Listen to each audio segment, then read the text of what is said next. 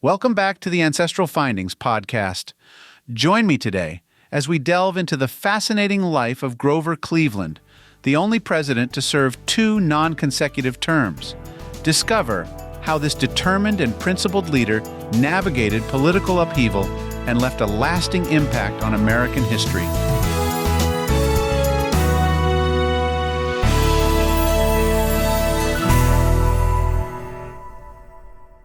Stephen Grover Cleveland was born on March 18, 1837, in Caldwell, New Jersey.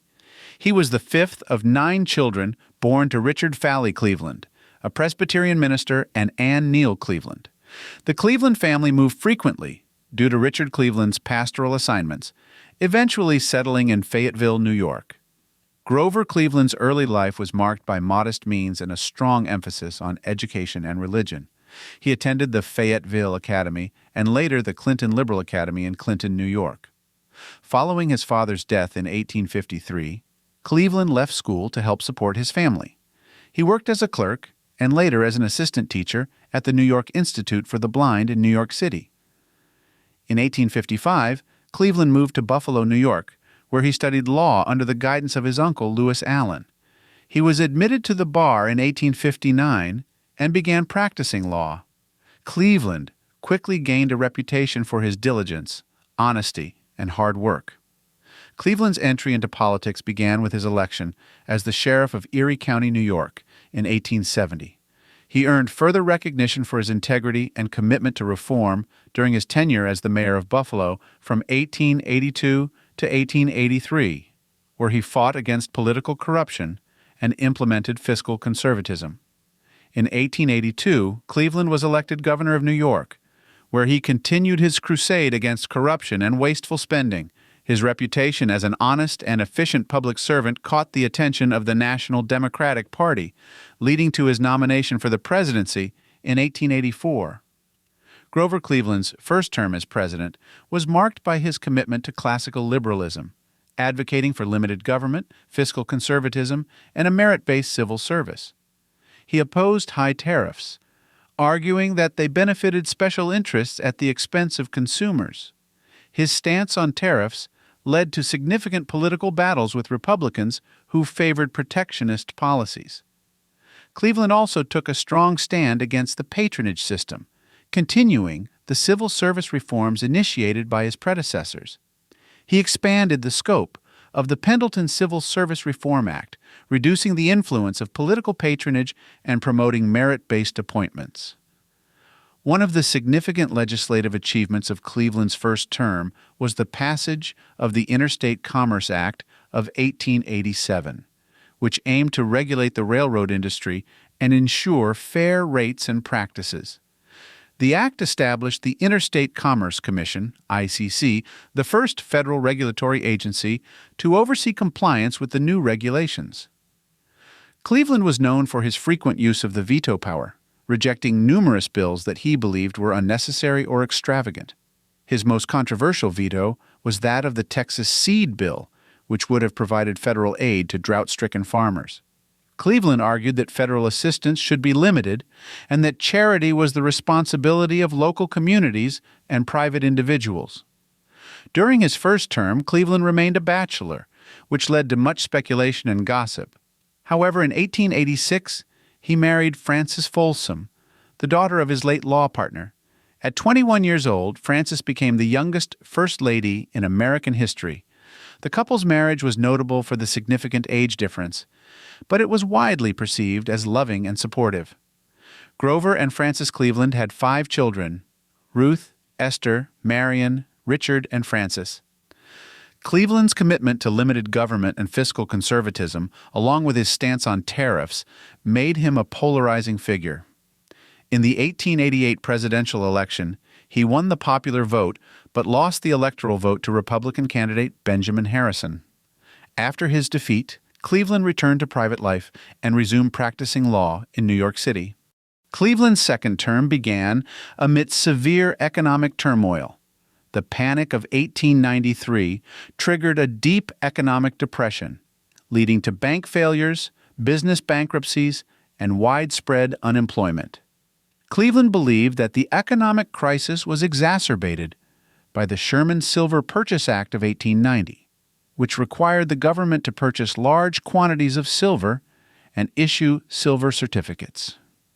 In response, Cleveland successfully pushed for the repeal of the Sherman Silver Purchase Act, advocating for a return to the gold standard to stabilize the economy.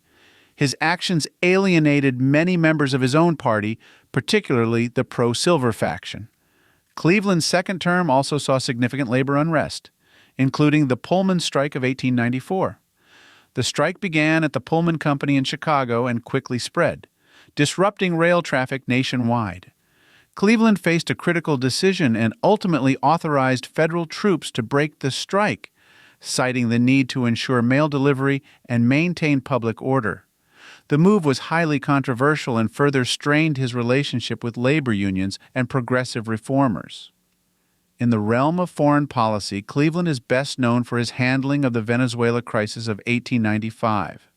The dispute involved a boundary conflict between Venezuela and British Guiana.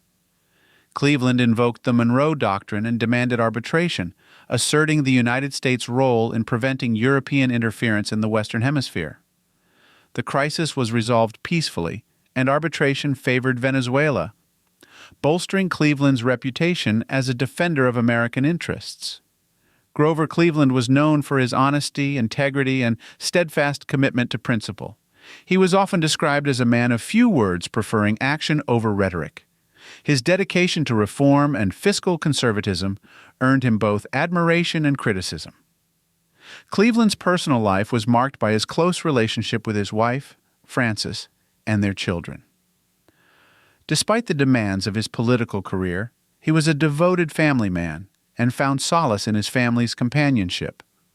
After leaving the presidency in 1897, Cleveland retired to his estate, Westland Mansion, in Princeton, New Jersey. He remained active in public affairs, writing articles and giving speeches on political and economic issues. Cleveland's health began to decline in his later years, and he passed away on June 24, 1908, at the age of 71. Grover Cleveland's presidency is notable for his principled stand on economic and civil service reform. His efforts to combat corruption, promote fiscal conservatism, and uphold the integrity of public office left a lasting impact on American politics.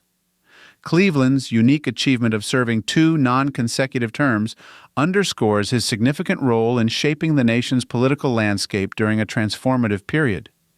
Cleveland is the only U.S. president to have served 2 non-consecutive terms, making him both the 22nd and 24th president. This unique distinction highlights his enduring influence and the significant impact of his leadership.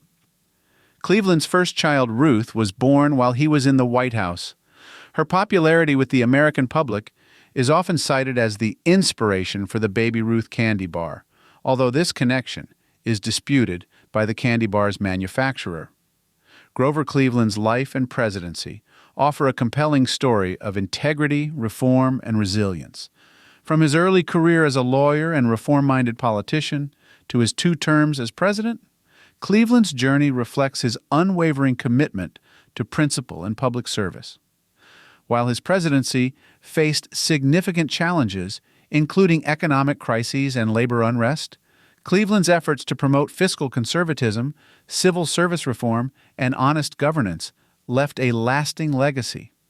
His unique achievement of serving 2 non-consecutive terms underscores his significant role in American history. Cleveland's story serves as an enduring reminder of the importance of integrity, reform, and dedication to public service in the pursuit of effective governance. Check out these recommended books on Grover Cleveland. Grover Cleveland, A Study in Character by Alan Brodsky. This comprehensive biography by Alan Brodsky offers an in-depth look at Cleveland's life, political career, and presidency, highlighting his integrity and reformist principles. 2. Grover Cleveland Again, A Treasury of American Presidents by Ken Burns. Ken Burns provides a detailed and engaging look at Cleveland's life and presidency, making it accessible to readers of all ages. The Presidencies of Grover Cleveland by Richard E. Welch, Jr.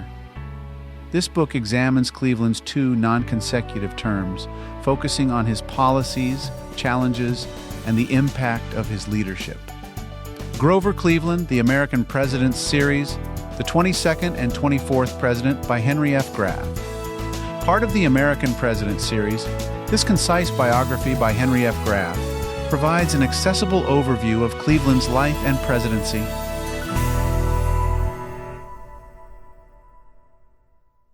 Many thanks for subscribing and listening to the Ancestral Findings podcast. Your ongoing engagement is deeply appreciated. For additional resources, visit ancestralfindings.com. There you can grab a free genealogy ebook, request a free genealogy lookup, and even participate in our weekly historical postcard giveaway. From me, Will Moneymaker, and all of us at Ancestral Findings, thank you for being an integral part of our family history community since 1995. Happy searching.